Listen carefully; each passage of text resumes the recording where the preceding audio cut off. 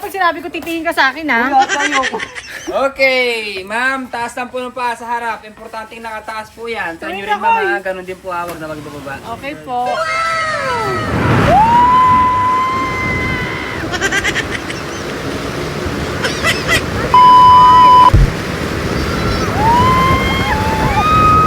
A few moments later.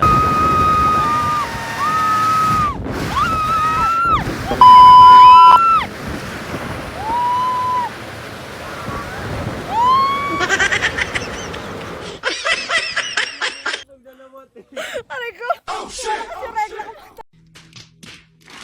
Ano ba? Ay, wala na kuya. Aray ko. Naman.